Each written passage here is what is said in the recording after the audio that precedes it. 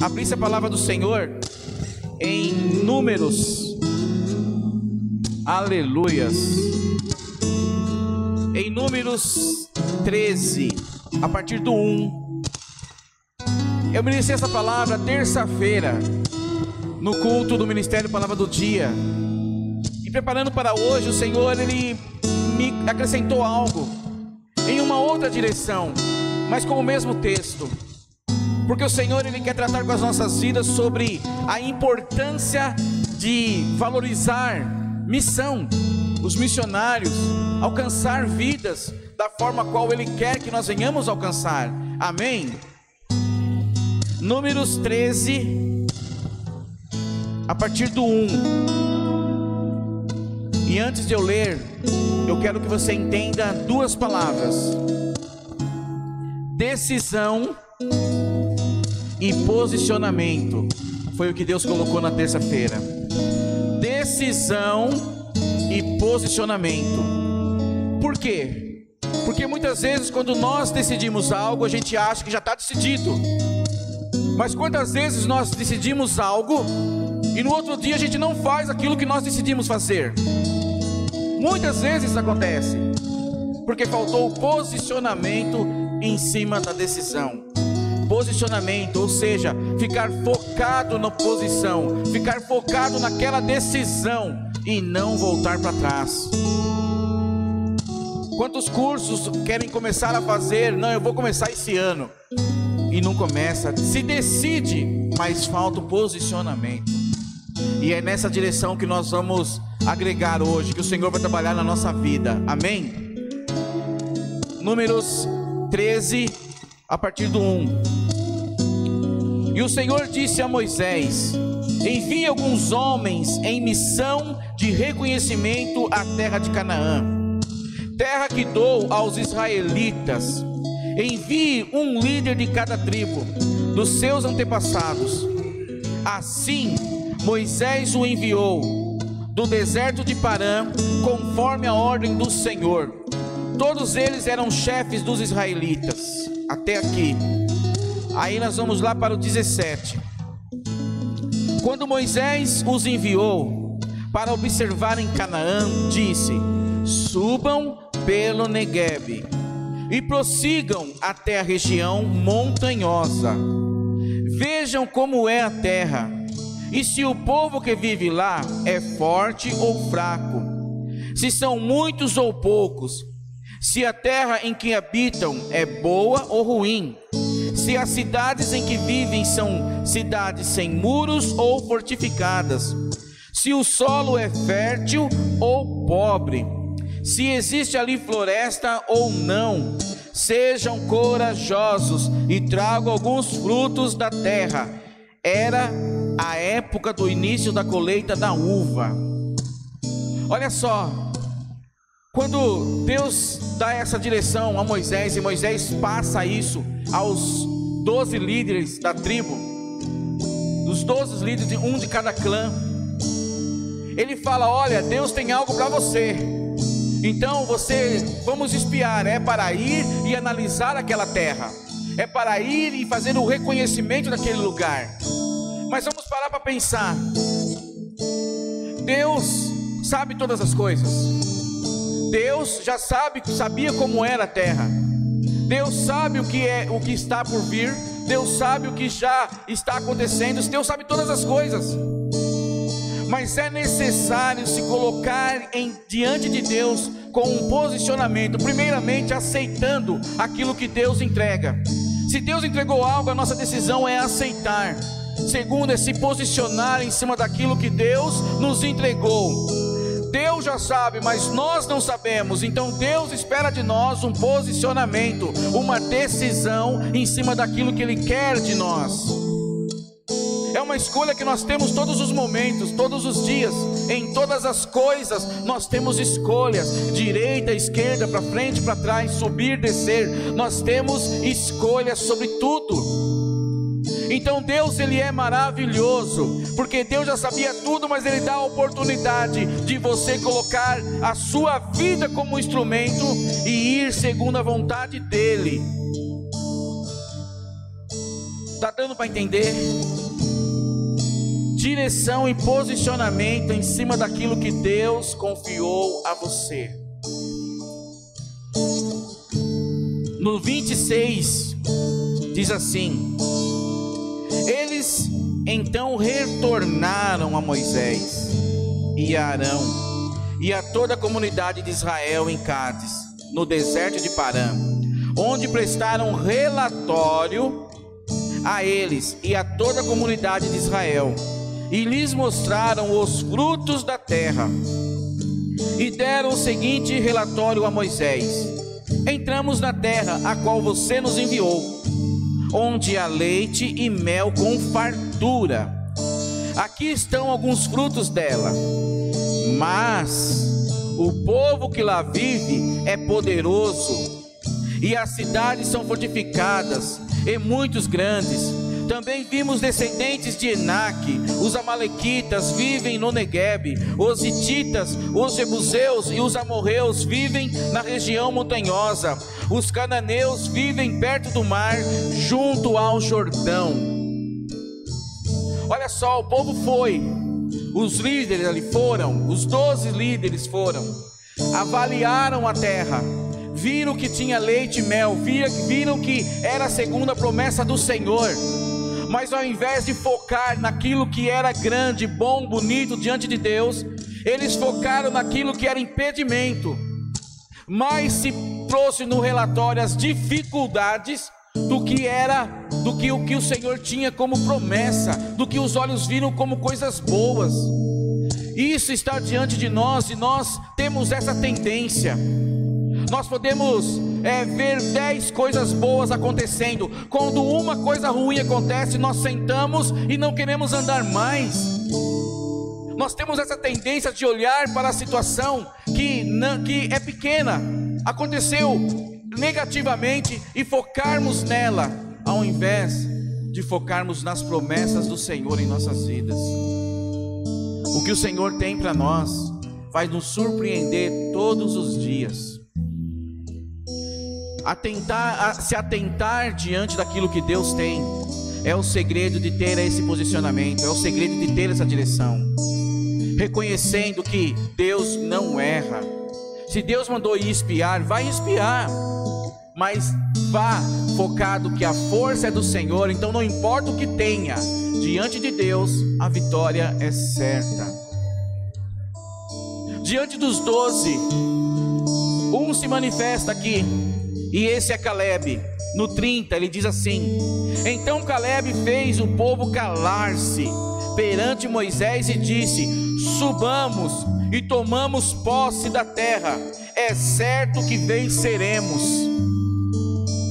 Dos 12, um já tomou posicionamento, e ele disse: vamos, o que vocês estão reclamando? Vocês estão mais focados nos gigantes, nos muros, nas dificuldades. Vocês estão esquecendo que é uma terra que Deus nos prometeu.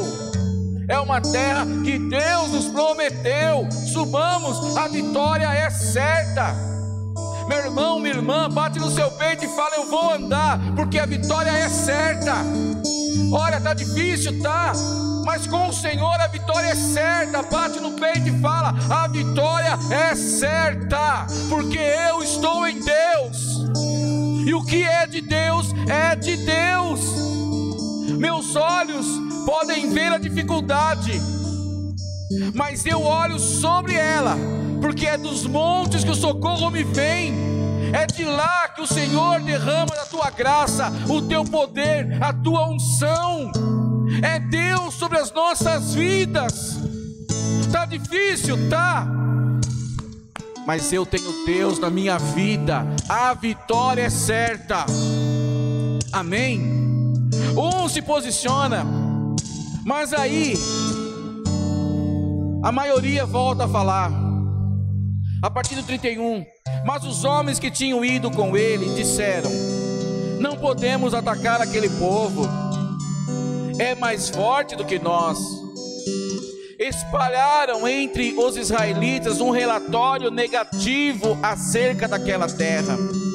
Disseram: a terra para a qual fomos em missão de reconhecimento devora os que nela vivem. Todos os que vimos são de grande estatura. Vimos também os gigantes, os descendentes de Anak, diante de quem parecíamos gafanhotos, a nós e a eles. Veja só, diante dos 12 que foram, Caleb se manifestou. E a Bíblia mais para frente vai nos relatar que Caleb e Josué se manifestaram a favor daquilo que Deus tinha dado como ordem, como uma direção. Mas 10 foram contra. 10 propagaram notícia negativa contra o povo, contra a direção de Deus. Agora o interessante é que o povo começou a entrar na deles. Chegou um momento que eles queriam até apedrejar. Olha só, a notícia ruim sempre vai chegar. E talvez com a maioria trazendo. Mas entenda que nem sempre, ou na maioria das vezes, não é a maioria que está certa. O posicionamento, uma direção em Deus, mostra que quem está certo é quem está em Deus.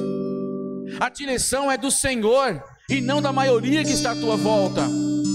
Notícias ruins, negativas podem vir a todo momento, e talvez com muita gente vindo ao mesmo tempo, mas isso não importa, porque quando você sabe que você está em Deus, então você vai prosseguir, você vai andar, e você vai ver as coisas acontecendo, porque um com Deus, como a gente sempre fala, um com Deus é o quê? A maioria. Um com Deus é a maioria. Então seja você esse um com Deus. Fique firme no Senhor, não desista jamais. Fique firme, porque o Senhor quer de nós muitas coisas, coisas que Ele já sabe. O que o Senhor prometeu para você é lindo, é grande. Deus já sabe, Deus já tem tudo certo. Nós ainda não sabemos. Então nós temos que posicionar diante da nossa decisão e ir na direção que Deus está te mostrando. Estou falando tudo isso porque o Senhor colocou no meu coração. Hoje é dia de falar sobre missões. Nós vamos para o sertão, como eu disse no começo. E vocês pensam que é fácil? Não é. Mas é uma direção, é um posicionamento em uma direção. Quando os 12 foram espiar, eles foram representando cada um a sua tribo, representando cada um o seu clã. Então eles foram e o povo ficou ali esperando. Quando eles voltaram, o povo ele se envolveu com a notícia negativa dos 10. Porque é muito mais fácil nós ficarmos no comodismo, ficarmos na onde está tudo sob controle, autodomínio pessoal. É muito mais fácil não ter que enfrentar uma batalha, não ter que enfrentar uma dificuldade. É muito mais fácil ficar onde estamos. Então é mais fácil olhar para aquilo que nos leva a parar, porque o desafio traz medo, coisas novas traz medo. As coisas novas nos preocupam. Mas o Senhor, quando Ele entrega algo e você entende, você não quer ficar sentado, você quer fazer como Josué e Caleb. Você quer ir e colocar a mão no arado. E é isso que nós estamos fazendo. Nós, por nós mesmos, preferiríamos ficar em casa, ficar trabalhando por aqui mesmo, e não ter que rodar tantos quilômetros para ir no sertão. Mas é algo que Deus entregou como missão. E quando nós vamos, nós enxergamos naquele lugar as dificuldades, falta de alimento, falta de água. Eu não sei você, meu irmão, não sei você, minha irmã, mas se eu não tomar no mínimo uns 8, 10 copos de água no dia, eu fico mal. Eu preciso tomar água toda hora. E lá tem lugar que não tem água, nem aquela que é salgada, eles não têm água. Eu fico pensando, falo, meu Deus, é difícil. Aí o Senhor te leva até lá. Nós nos deparamos lá, vemos pessoas precisando. É muito mais fácil eu querer colocar as dificuldades. Como? vou ter que me locomover, vou ter gasto, vou ter cansaço, vou ficar longe da minha casa, vai estar um calor danado. Eu vou ver, meus olhos vão ver muitas coisas que vão me entristecer. Vou ver muitos gigantes naquele lugar. Os gigantes que eu falo são os empecilhos, as dificuldades, as lutas que nós vamos enfrentar. Eu estou dando o sertão como exemplo, mas eu sei que cada um de nós aqui, diante daquilo que Deus confiou a você, você vai se deparar com situações difíceis, com muros gigantes, dificuldades, adversidades. Mas qual é a sua decisão? Ela permanece? Você continua posicionado na sua decisão? Ou você prefere desistir?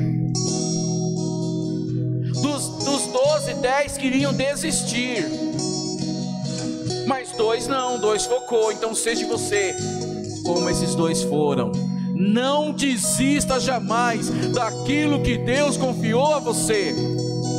Nós vamos naquele lugar e nós queremos fazer como a palavra do Senhor em Mateus 25, a partir do 35 em diante, quando fala lá que eu tive fome e me deste o que comer, eu tive sede e me deste o que beber, eu tive frio e me deste o que vestir, eu estive preso e fosse me visitar. E aí perguntam, mas quando que nós fizemos isso? Quando fizeste a um dos meus pequeninos. E quando se fala pequeninos, não é simplesmente crianças, mas são aqueles que estão carentes, necessitados, precisando de um abraço, precisando de uma demonstração de amor, uma expressão de amor. E olha, nós fomos chamados para ir tão longe, mas você não precisa ir tão longe para demonstrar o seu amor ao próximo, ajudando, cooperando, entendendo que aquilo que Deus colocou vai acontecer, porque Deus é fiel. Permaneça no Senhor, entenda o seu chamado diante do Senhor, porque da mesma forma que é comentado, é dito nesse versículo, quando tive fome, deste o que vestir, deste o que comer, quando tive frio, deste o que vestir. Ele continua e diz, olha, vocês já não mais irão entrar comigo, porque vocês, quando eu tive fome, não me deste o que comer, quando eu tive sede, não me deste o que vestir, não me deste o que beber, quando eu tive frio, não me deste o que vestir, quando eu estive preso, não fosse me visitar. Mas quando é que nós fizemos isso? É a mesma coisa, quando vocês não fizeram a um dos meus pequeninos. O que eu estou querendo dizer é que existe a oportunidade de ser e a oportunidade de não ser. Existe a oportunidade de fazer e a oportunidade de não fazer.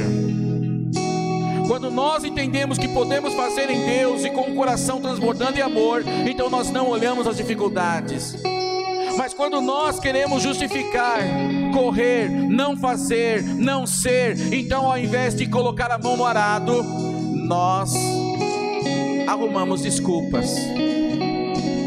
Deus te chamou não para trazer uma nova desculpa a cada dia, mas Deus te chamou para ser um instrumento nas mãos dele, e ir e fazer segundo a vontade dele, amar ao próximo como a si mesmo. Isso é uma ordenança do Senhor, é um mandamento de Deus em nossas vidas. E eu quero permanecer diante daquilo que Deus tem para nós. Eu quero que você permaneça diante daquilo que Deus tem para você. E nunca vai ser sobre você e nunca vai ser sobre mim. Vou tentar explicar melhor. Permanecer diante daquilo que Deus espera em nós é quando nós nos preocupamos com o próximo, e quando nós fazemos ao próximo, então Deus faz para nós, então Deus faz acontecer. Sabe o que gerou na vida de Josué e Caleb? Uma recompensa, porque dos 12, só os 2 entraram na terra prometida. Quando nós tomamos direção, decisão e posicionamento no Senhor, então as consequências boas, elas vão acontecer. Quando nós entendemos que não é sobre nós, mas é sobre quem Deus é, sobre a vida daquela pessoa. Deus, Ele quer fazer sobre a vida do próximo, do seu vizinho, do seu amigo, eu não sei, a tua família. E não importa qual é o grau de pecado que você sabe que ele tem. Quando nós conhecemos, então nós já falamos assim: bom, eu conheço, esse aí faz isso, faz aquilo, ah, essa aí faz isso. Olha só, independe de qualquer tipo de situação, Deus, Ele transforma, Deus, Ele renova. E quando nós falamos que não é sobre nós, é porque nós olhamos para aquela pessoa e nós não vemos o pecado. Eu não quero ver os pecados dela, eu não quero apontar a falha dela, eu não quero criticar o que ela está fazendo, mas eu quero orar para que ela seja salva. Eu quero lutar para que ela seja alcançada, porque seja o que for, ela é uma vida, e Jesus, Ele veio por mim, por você e por aquela vida. Jesus veio por todos nós. Jesus veio para alcançar o que era impossível de ser alcançado. Se não viesse para se colocar em nosso lugar, nós jamais alcançaríamos a salvação. E Ele não fez isso num sentido de prioridade para aqueles que estão aqui ou que estão assistindo, mas Ele fez isso pela humanidade. É por todos nós. É por seu vizinho que você vê ele brigando. Jesus veio, e a nossa missão é pregar o amor, tão longe, dando o que comer aos pequeninos, ajudando a levar água aos pequeninos, como também amar ao próximo que muitas vezes está bem próximo de nós, e superar as adversidades, superar os problemas, as desigualdades, e colocar-se diante de Deus. Deus quer usar a sua vida. Deus quer usar a minha vida. Eu quero olhar para a direção que Deus me deu e quero continuar seguindo. Eu não quero parar porque vi alguma dificuldade, algum problema, ou porque muitas pessoas vieram contra. Eu quero continuar porque eu estou posicionado na decisão que um dia eu disse: Senhor, eis-me aqui, envia-me a mim. Senhor, eis-me aqui, envia-me a mim. Usa a minha vida, me envia. Senhor, eu quero ser um instrumento. Senhor, eu quero ser uma ferramenta. Usa a minha vida, Senhor, seja no sertão, mas seja também na minha casa, no meu bairro, com meus familiares. Senhor, eu quero ser luz, e aonde eu entrar, eu quero ver o brilho do Senhor. Senhor, eu quero ver e viver, Senhor, as tuas maravilhas. Assim como Josué e Caleb foram agraciados e eles entraram na terra prometida.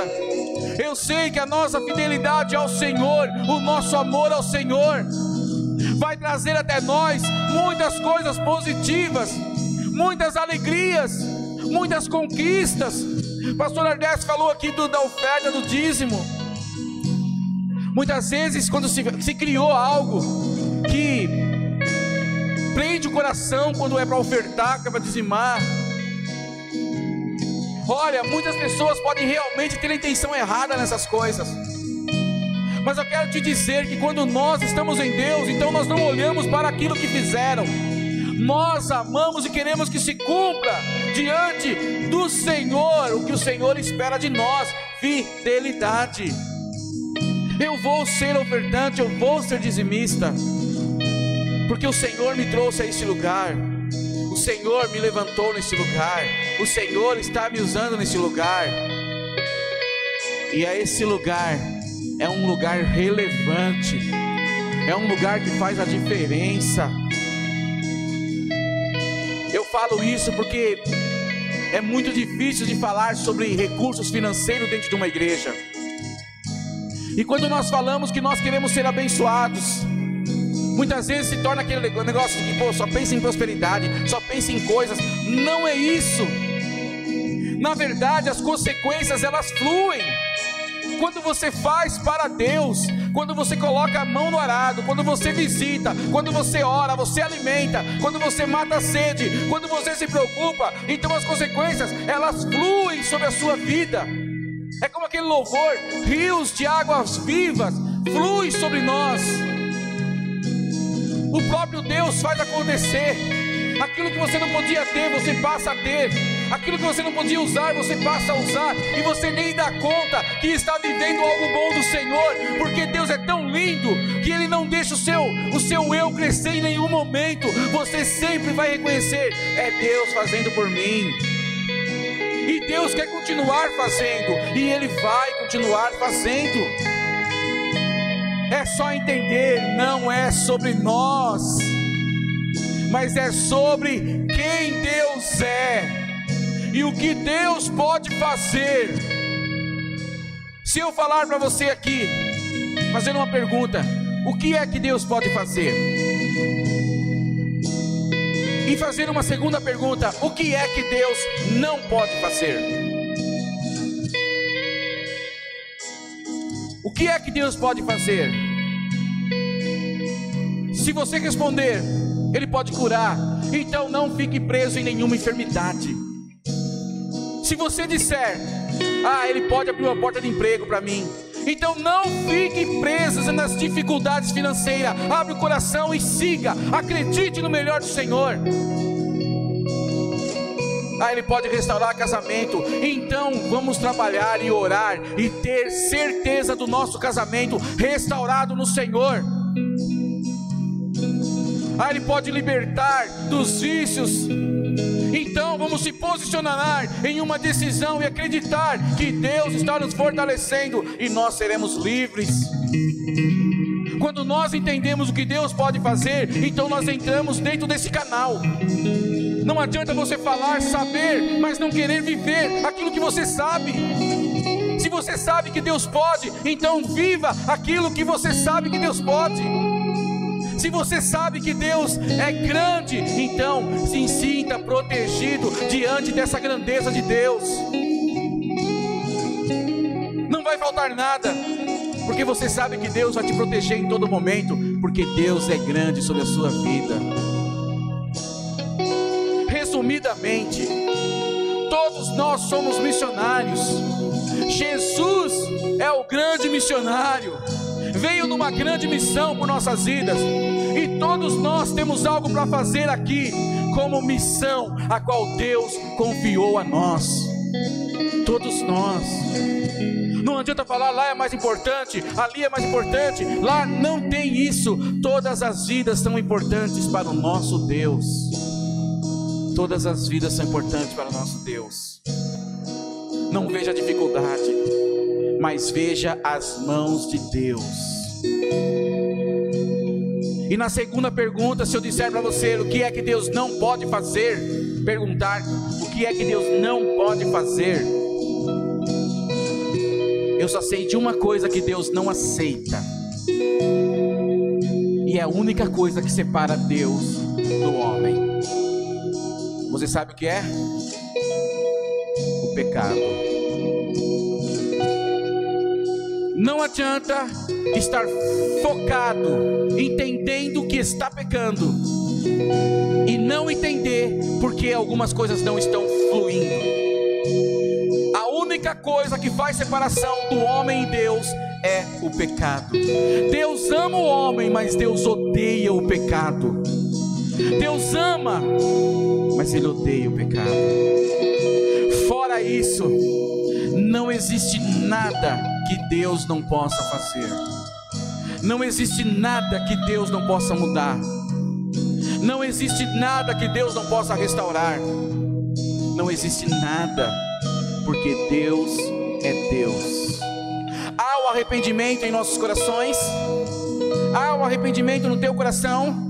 Então nem desse pecado Deus vai se lembrar, porque a palavra nos ensina que quando há um arrependimento verdadeiro, genuíno, então o Senhor lança os nossos pecados no oceano do esquecimento e não se lembra mais desse pecado. Esse é o teu Deus, que Ele olha para você e não para o pecado. Ele aceita e te ama, e rejeita o pecado, mas Ele te aceita, Ele te ama. Firmados no Senhor, firmados ao Senhor, porque o grande dia vai chegar. Como eu falei aqui de Mateus 25, a partir do 35 em diante ali, vai chegar esse grande dia, aonde vai Jesus, vai olhar nos nossos olhos, e vai simplesmente fazer assim: Sandro, mostre-me suas mãos. Em outras palavras, quem você foi, o que você fez. Pastor Ardércio, mostre as suas mãos. O grande dia vai chegar, e esse grande dia pode chegar de uma forma, Jesus voltando, a coisa mais linda, o céu se abrindo, como a visão de Estevão, né? Viu o céu se abrindo ali, o homem estava sendo apedrejado, meus irmãos, mas ele olhou para cima e ele não sentia mais nada, ele simplesmente viu o céu se abrindo. Quando Jesus voltar vai ser desse jeito, o céu se abrindo, como um piscar de olhos. Oh glória! Pode ser de uma forma coletiva, mas Jesus pode voltar de uma forma individual para qualquer um de nós. Então esse grande dia para nós chega, porque não terá mais recursos, não terá mais possibilidades, mais nada. Eu não quero aqui fazer sensacionalismo nenhum, mas eu quero dizer a real, eu quero dizer a verdade. Jesus ama você, e Ele quer que você seja salvo. Eu quero a salvação, eu quero permanecer diante de Deus. No nome do Senhor Jesus, eu te convido a ficar em pé. Você que está aí na internet aí, você fecha os teus olhos, e nós vamos fazer essa oração. Aqui na igreja, feche os olhos também, por favor. E antes de você orar, eu queria que você analisasse o seu coração, a sua mente. Você nesses dias talvez não tenha tido paz. Nesses dias talvez notícias tenham te tirado a sua paz. Nesses dias alguma situação pode ter acontecido e tenha feito você ficar estressado ao ponto de se irar, ao ponto de ter intriga. Talvez você passou por coisas que nenhum de nós aqui sabe, e você não quer falar e não precisa, mas eu sei que Deus sabe. E antes mesmo de você orar ao Senhor, agradecendo ou clamando por algo, eu gostaria de simplesmente você fizesse uma autoanálise no seu coração e se aproximasse de Deus nesse exato momento, simplesmente olhando para Jesus. Você não precisa nem falar nada, mas simplesmente olhando para Jesus, sentindo a presença de Jesus, se vendo se aproximar de Jesus, sentindo Ele te abraçar, sentindo Ele dizer para você: olha, eu sei, você errou, mas você agora, diante desse arrependimento, eu estou te abraçando, eu te perdoo, eu te perdoei. Sinta Jesus tocando em você. Sinta Jesus tocando em você. Sinta a presença do Pai na sua vida. Sinta o abraço dele. Não se sinta só de forma alguma, porque ele nunca te abandonou. Mas sinta o Senhor, o seu melhor amigo, o seu Pai, o seu Senhor, o seu Deus. Ele está no controle de tudo. Ele tem tudo preparado para você. Ele te ama e te ama muito, muito, muito, muito. Ele te ama. Ele te ama.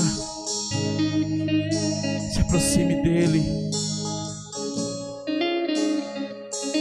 Agora sinta-se à vontade em orar ao Senhor, em clamar por pessoas que você sabe que precisa conhecer esse Deus lindo.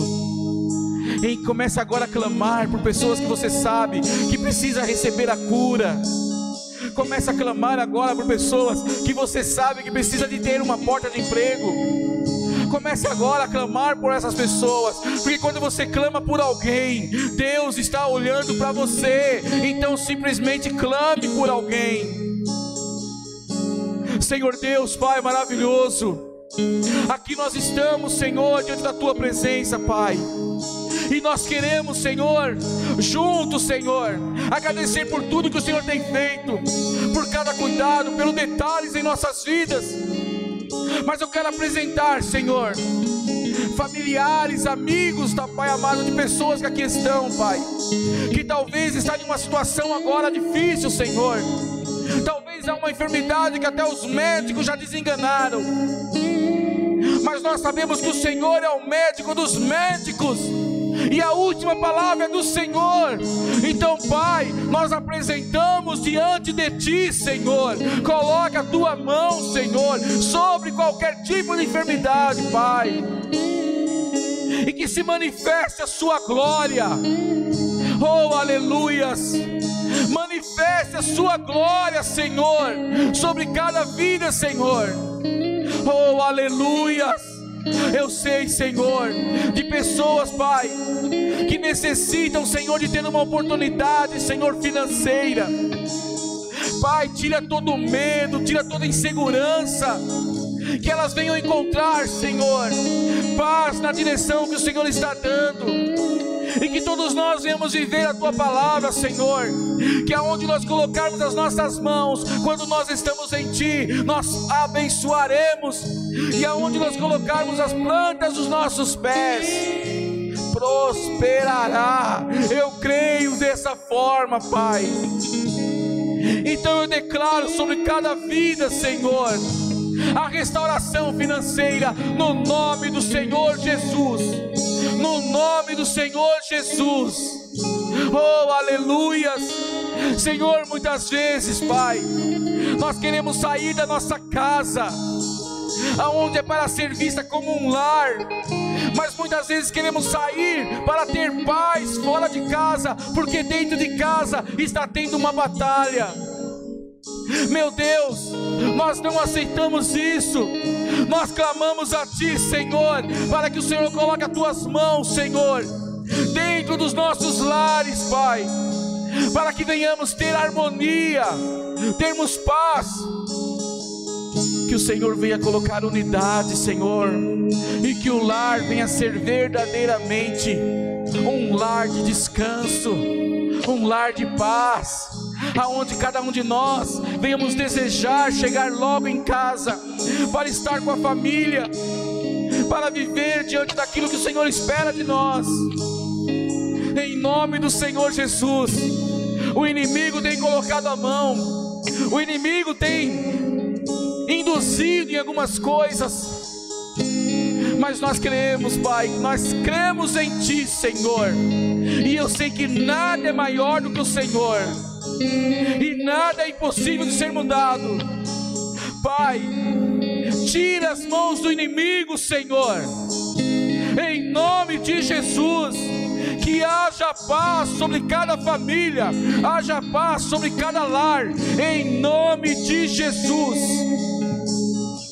Em nome de Jesus, haja libertação, haja cura e haja restauração sobre cada família, em nome de Jesus, em nome de Jesus, em nome de Jesus. Senhor, agora eu te agradeço, Pai.